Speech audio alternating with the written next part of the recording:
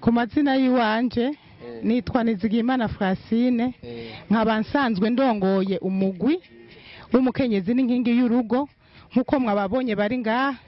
Ego icyatumye dutegura uyu munsi mukuru nkuko musanzwe mubizi mwese, murazi yuko turi mu kwezi kwahariwe umukenyezi.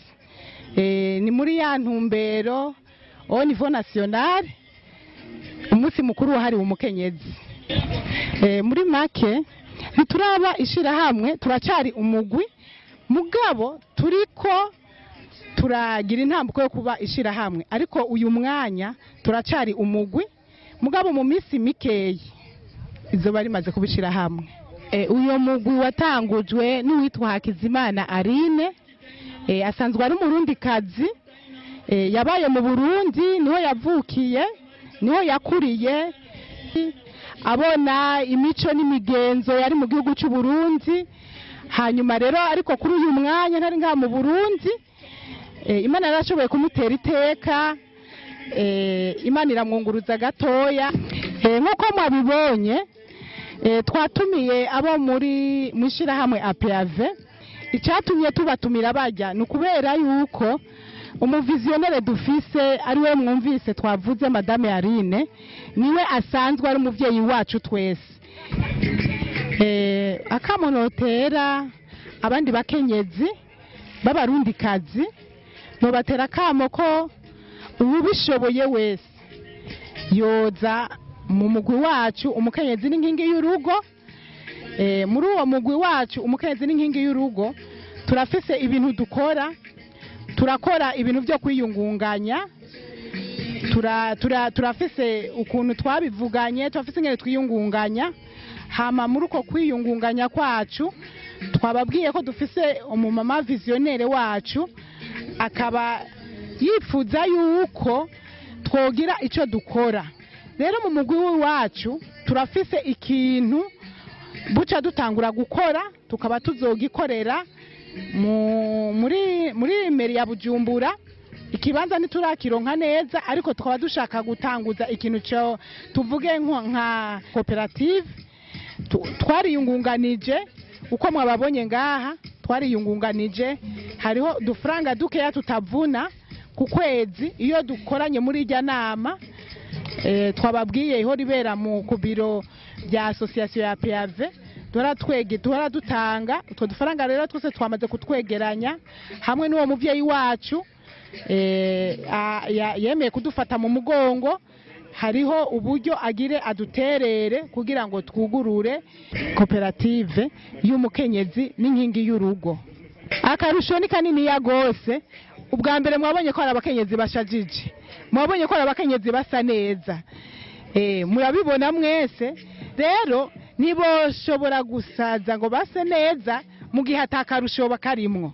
Icambere akarusho kariho kanini yako umukenyezi wo muri uwo mugwi wacu agize ingorane turamushigikira, turamuba hafi, turagira ibintu byo kwiyungunganya tukamushikako. Ari ugiye mu bitaro tukamushikako, tukaja kumuremesha, tukamushira n'agasabuni. Urumva ibintu biri harimo akarusho kanini ya cyane ku mukenyezi ariyo. Nkuko mwabibonye nawe murabona ko abakenyezi bashajije basa neza. Niwe visionnaire wa association ya PAV, niwe visionnaire kandi uyu mugwi umukenyezi n'inkingi y'urugo. Jewe nitwa Nduwimana Jeanne. Muri uyu mugwi w'umukenyezi n'inkingi y'urugo ndi umuhanuzi. Ego Yesu nashimwe. Je nari mfise, hariho uyu yatanguje uyu mugwi, n'umuvukanyi wanje, n'umugenzi cyane, twarabanye imyaka myinshi cyane. Atarategwa iteka ngo aje hanze, niwe yatanguje uyu mugwi. Hari uwundi mudamu bakorana yitwa Ntirampe Barusi, niwe yanshikiriye arambwira ko hariho umugwi w'abakenyezi witwa umukenyezi n'inkingi y'urugo. Haciyambwe ndamubaza ati uwo mugwi watangujwe nandi? Tuwatangujwe na Aline Hakizimana. Nja numva kuko nsanzwe nzi Aline Hakizimana neza, twabanye neza, ari umumama w'imbono kandi yitaho cyane iby'abakenyezi.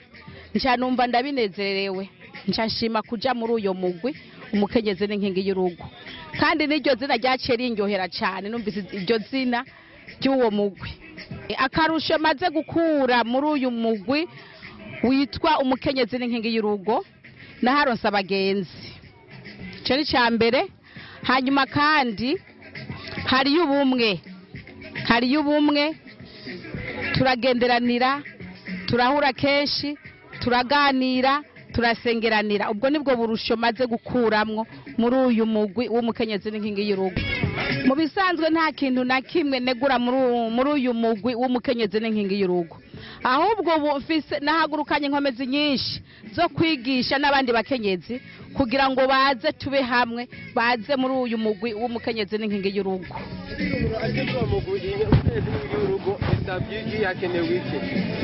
kugira ngo umuntu yinjire muri uyu mugwi w'umukenyezi n'inkingi y'urugo umuntu araza nta bintu biremereye biriyo mugabo gusa